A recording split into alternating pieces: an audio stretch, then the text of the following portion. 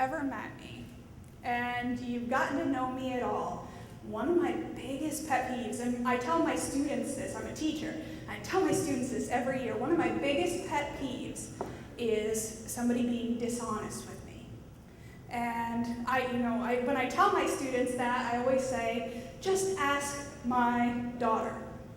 And so the story that this comes from is actually one day she had been lying, and my husband and I, we said, this is unacceptable, you cannot do this in our house, and stop lying. And she had just continued to let the story kind of go out of control and continued to lie about it. Even though we caught her in her lie, she continued to try to lie to cover it up.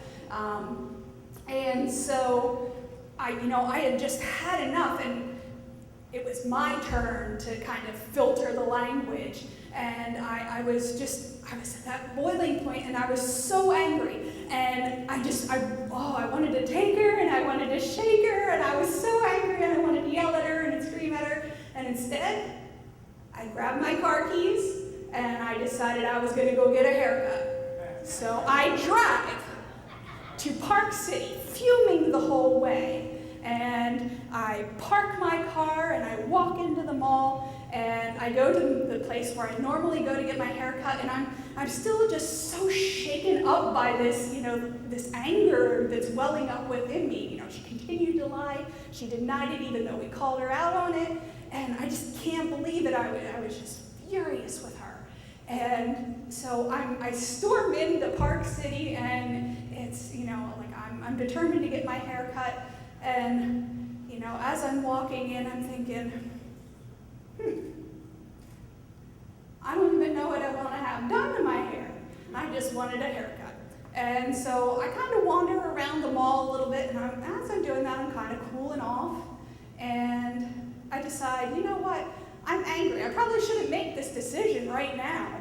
And so I think better of it, and I decide I'm going to go home.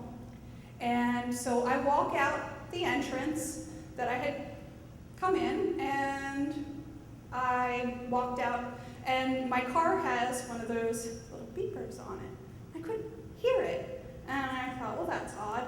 And so I'm walking up and down the aisles out in the parking lot, and I'm thinking, this is really weird. Where is my car?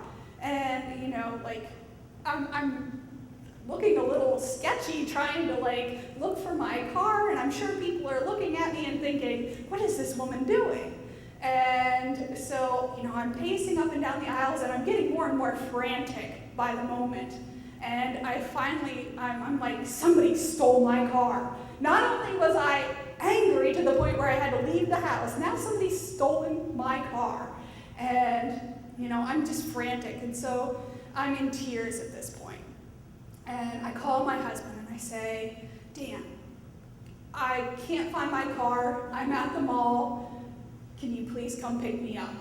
And this was pretty much a humiliating moment for me. And I'm broken down, I'm in tears, and I'm like, I can't find the car. I think somebody stole it. I don't even remember if I locked it. I was just so mad. I needed to get out of the house.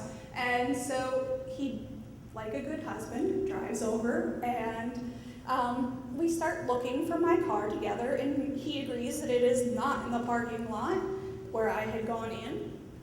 And then we circle around to the other entrance, and there is my car. And I was so embarrassed. But that was my boiling point.